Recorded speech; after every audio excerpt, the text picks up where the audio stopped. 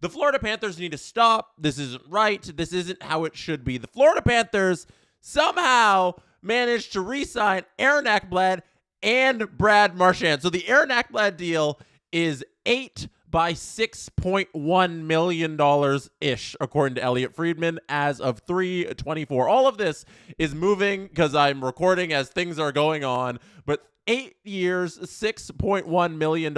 And then after that, mere moments later, we got word that Brad Marchand is somehow also staying in Florida. It is a 6-year extension for just under $32 million total. That would be, let's do the math here, 32 divided by 6 is $5.3 million per season at a 6-year extension. That kind of makes sense. Who cares about the end of the deal with this Brad Marchand one? Let's start there, because the 6-year deal looks on the surface, wow, this man is so old and he is going to be making so much money. We'll pull up Brad Marchand right here on Puckpedia. This 37-year-old gentleman who just won a Stanley Cup signs for 6 years. I don't care about the latter half of that deal. I assume Brad Marchand will, one, either be playing at the level he can play at or be not playing hockey at the point when that 6-year contract expires. I expect this guy to play till he's like 41, maybe 40.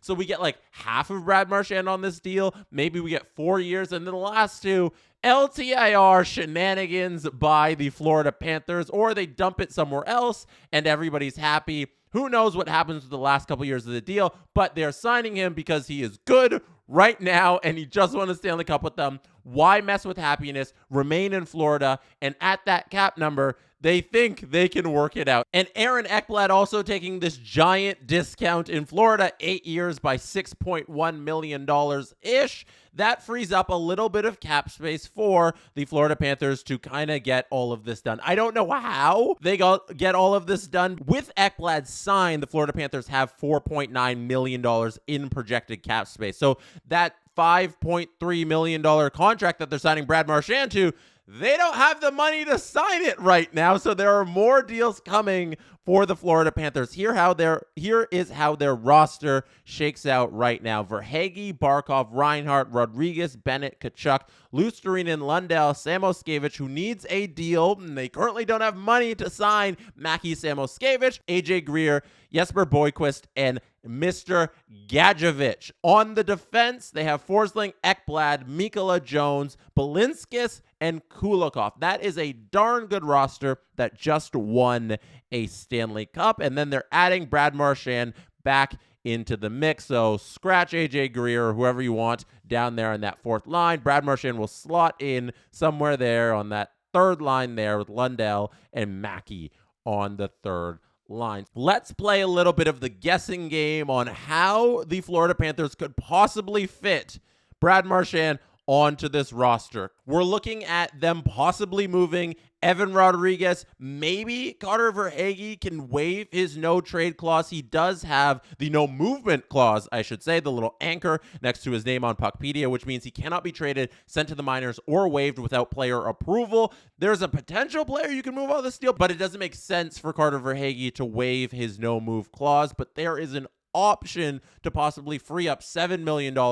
in cap space by moving off of Carter Verhaeghe, but it would probably be more likely that it's some combination of Evan Rodriguez and another player deeper in the lineup. Like, can they do Evan Rodriguez plus AJ Greer, free up those two bodies in literally cap dump trades? That $4.9 million bumps up to $7.9 million. So that's enough to sign Brad Marchand to this contract that just was released. And then you still got to figure out, though, the Samoskevich deal. He's 22 in RFA. He's going to command a few $1 million. So you need that as well for Samoskevich. But there's probably a way for Bill Zito to get this all done, because that is what Bill Zito does. He gets this thing done. And let's not forget about their goalie situation, where they have Tarasov, who they need to sign to a new deal as well because he is an RFA. You can rule out Vitek Vanacek coming back as a Florida Panther. I don't think there's money for that, but They have found money for everything so far, and Bobrovsky, who makes that $10 million